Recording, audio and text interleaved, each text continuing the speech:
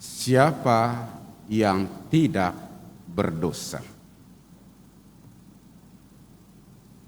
Masa lalu adalah pelajaran, masa kini adalah kenyataan, dan masa depan adalah harapan. Demikian rangkuman singkat untuk bacaan pertama. Ibu bapak, saudara-saudari yang dikasihi oleh Tuhan, kisah perempuan yang tertangkap basah karena perbuatan zina dipakai oleh orang-orang Farisi, ahli-ahli Taurat, orang-orang yang membenci Yesus untuk menjerat dan mencari kesalahan Yesus. Kesalahan seseorang dijadikan untuk menjatuhkan orang baik dan benar. Kenyataan ini masih kita alami hingga saat ini. Tidak semua orang berkepala merpati. Masih ada orang yang berkepala ular. Mungkin manis di mulutnya, tetapi pahit di hatinya. Mungkin ya di depan kita, tetapi di belakang kita tidak. Dan berjuang untuk menjatuhkan kita hanya karena kita tidak sehaluan, sepikiran dengan dia, atau mungkin pernah kita mengkritik dia atau menasehati dia karena perbuatan jahatnya. Untuk orang-orang tertentu, bagi orang yang baik dan benar yang ingin berkembang, jika ada orang yang menasehati kita, yang mengkritik kita karena kesalahan kita, dia akan bersyukur. Tetapi tidak semua orang mampu menerima kritikan dan nasihat dari orang lain. Dan ini yang dialami oleh Yesus. Yesus tidak segan-segan mengkritik para pemimpin negara, para pemimpin agama, jika hidup mereka tidak selaras dengan kehendak Allah, bahkan mungkin melakukan ketidakadilan. Maka dia tidak segan-segan mengkritik. Dia tahu konsekuensi dari perkataan dan cara hidupnya itu. Dia akan ditolak, dibenci, dan difitnah orang. Menjadi orang baik dan benar tidak selalu berjalan mulus. Ketika perempuan itu melakukan kesalahan, berbuat zina, kita juga tidak tahu apa latar belakang dia melakukan hal itu. Bisa jadi karena keadaan ekonomi keluarganya. Bisa juga karena diperlakukan tidak adil atau dijerumuskan orang. Ketika perbuatannya diketahui oleh orang lain, maka dia hanya pasrah dengan kenyataan. Karena dia tahu resiko yang akan diterima dari perbuatannya itu. Pada saat-saat yang sangat kritis itulah yang hanya pasrah pada kematian yang akan diterimanya. Yesus datang dengan kalimatnya yang dasar.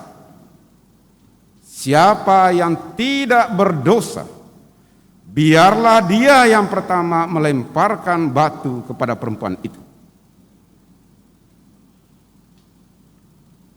Kalimat ini tidak hanya menyelamatkan perempuan itu dari kematian, juga menegur, menasehati, dan membimbing orang-orang yang mau menghukum dia, orang-orang yang berniat jahat untuk menjatuhkan Yesus dengan menggunakan kesalahan yang dilakukan oleh perempuan itu. Syukur yang hadir di situ menyadari bahwa mereka juga orang-orang yang berdosa, hanya dalam skala yang berbeda. Karena itu mulai dari yang tertua, mereka meninggalkan Yesus dan perempuan karena mereka sadar bahwa mereka pun orang-orang yang berdosa. Ibu bapak, saudara, saudari yang dikasihi oleh Tuhan. Hal yang sama mungkin kita alami juga dalam kehidupan kita bersama. Tidak selamanya perbuatan baik dan benar kita diterima oleh banyak orang. Terkadang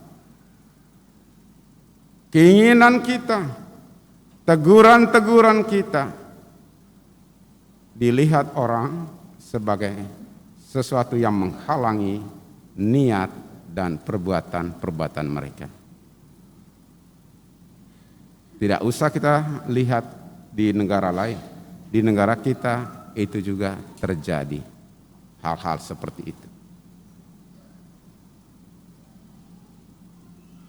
Pernyataan Yesus, siapakah yang tidak berdosa, biarlah ia yang pertama melemparkan batu ini kepada perempuan. Ibu bapak, saudara-saudari yang dikasihi Tuhan. Ketika kita menunjuk orang lain, kamu benar,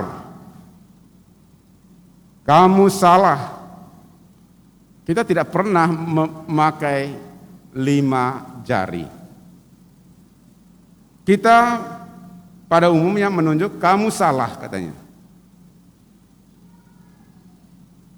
Tetapi 5 jari itu, 1 untuk mengatakan kepada orang lain kamu salah, tapi 4-nya menunjukkan kepada dirimu kamu lebih salah. Karena tidak pernah orang menunjuk orang kamu katanya. Kecuali kalau jari-jarinya buntung semua. Baru dia begini katanya, seperti salam COVID sekarang. Seperti mau tinju terus kan. Tapi pada umumnya dia tunjuk kamu salah kan. Kamu benar. Tetapi ketika kita mengatakan kamu salah, 4 jarimu menunjukkan kepada dirimu kamu lebih salah lagi. Apa yang mau dikatakan dengan hal ini? Ibu bapak, saudara-saudari yang dikasihi oleh Tuhan. Ketika kita menyatakan kepada orang lain, kamu jahat, lihatlah juga ke dalam dirimu. Mungkin kita tidak lebih baik dari orang itu. Tidak berarti kita membiarkan ketidakadilan kesalahan orang lain. Tidak. Tetapi ada nasihat-nasihat Kristus, ada juga nasihat-nasihat para penulis kitab suci. Yakobus mengatakan, jika saudaramu salah, tegurlah dia dengan 4 mata. Dengan cara itulah kita menolong orang itu.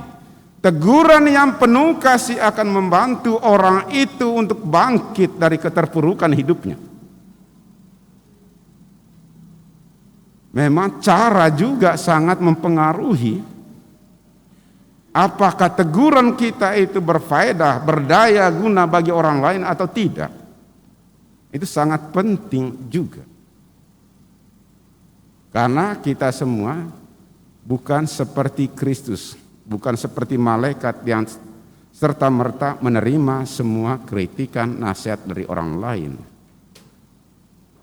Karena kita masih kuat dengan ego kita. Maka teguran yang penuh kasih itu akan sangat membantu orang lain dan juga dirimu sendiri.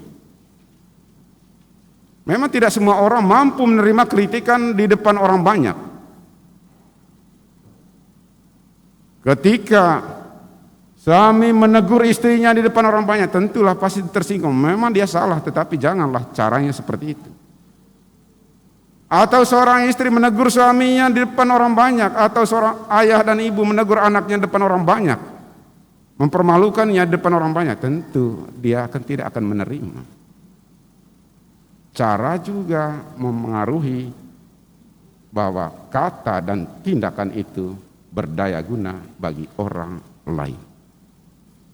Maka Bapak, Ibu, Saudara-saudari, jika kita ingin dunia ini menjadi dunia yang penuh kasih, maka kontrol sosial, teguran yang penuh kasih itu sangat berarti bagi orang yang membutuhkannya. Karena mungkin saja ketika orang berbuat jahat itu dia tidak sadar. Maka bimbingan kita dengan penuh kasih seperti yang dikatakan oleh Yesus kepada perempuan itu. Aku pun tidak menghukum engkau. Pulanglah, jangan berbuat dosa lagi. Dia mengatakan itu dengan penuh kasih, bukan menghukum perempuan itu.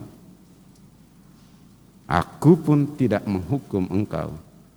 Pulanglah, jangan berbuat dosa lagi.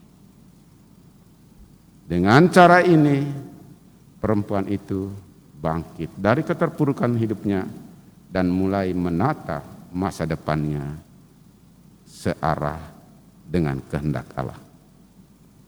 Karena itu, masa lalu adalah pelajaran baginya. Masa kini ketika dia menghadap hukuman adalah kenyataan, dan masa depan berkat didikan bimbingan Yesus menjadi harapan impiannya. Tuhan memberkati kita. Amin.